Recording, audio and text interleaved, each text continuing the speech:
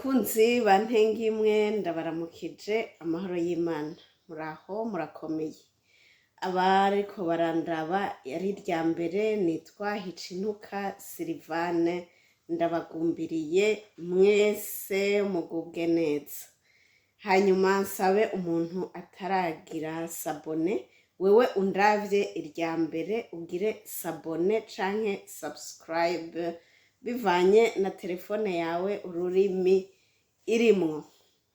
Naravuze ibiganiro mvuga ku bagabo mvuga no ku bagore. Uwo munsi nje kuvugira abana ego abana nabo uwo munsi ndabibutse ndabavugire utimvugira abana bande abana bacu hari igihe tubakomeretsa bakaba mu buzima batari bakwiye kubamwo bivuye ku bibazo abavyeyi baba baraciyemwo bivuye ku kuntu abavyeyi babo babayeho. Rero nagira mvugire abo bana bagenda cane cane abana bavuka ku bavyeyi baba batandukanye.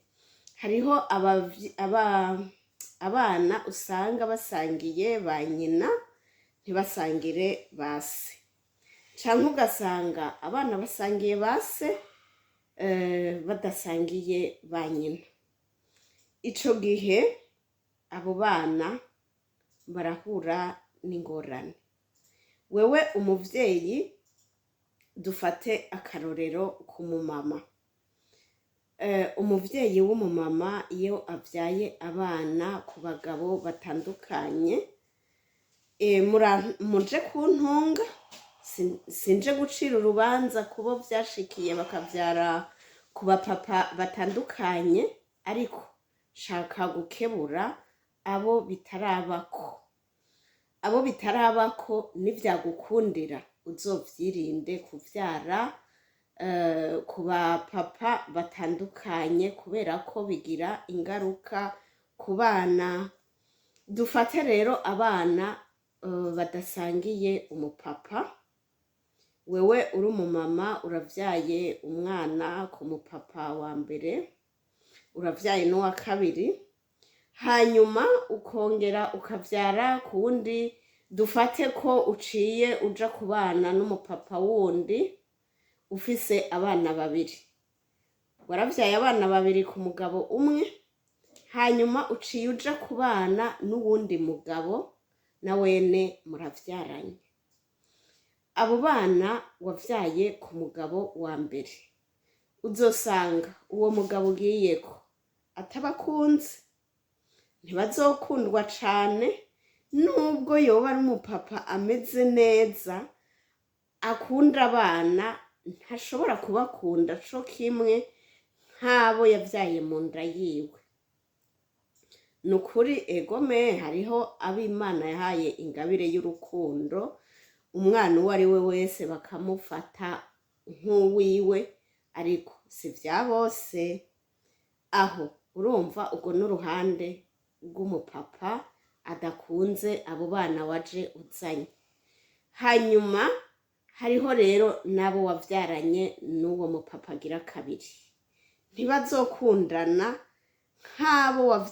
n'abo wavyaye ku mugabo wa mbere. Nukuri ntibazigera biyumvanamwo nk'abavutse ku mugabo umwe.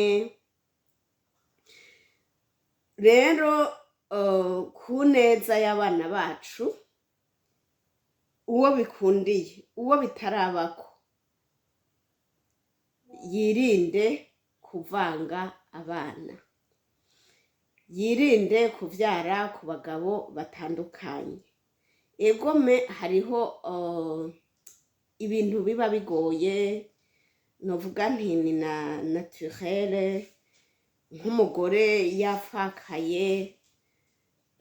Hariho abapfakara bakiri bato urumva nk'uyo biba bigoye kugira ngo agume ari wenyene.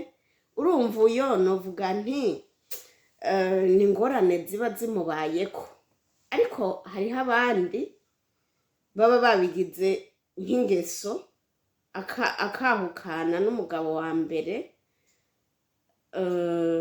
Ariko naho nyene mumbabarire sinciriye urubanza abantu bahukana, gusa ndiko mvugira abana jewe mvuga nti ari ikintu umuntu ashobora kwirinda acirinde, kuko abana barakomerekera aho hantu kugira abavyeyi batandukanye, kuko nibakura bazokura batiyumvanamwo nk'abavukanyi, bazokura badafashanya.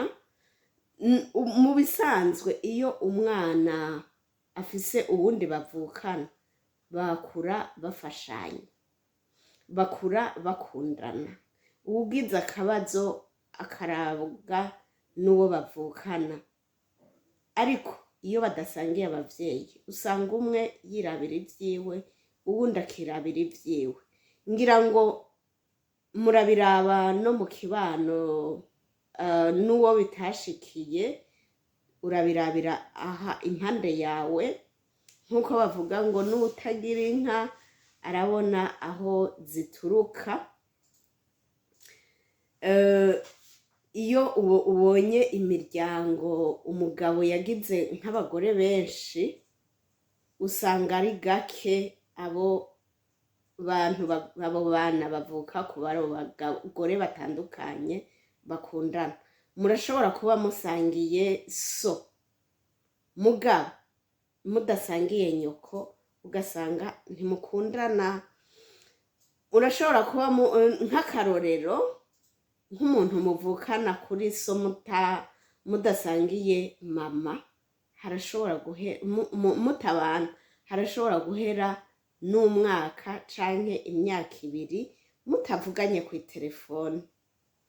Ariko umuntu muvukana mu nda imwe, so umwe nyoko umwe, naho mwoba mwarapfuye n'akantu, nawe nta mwaka ushobora guhera mutavuganye.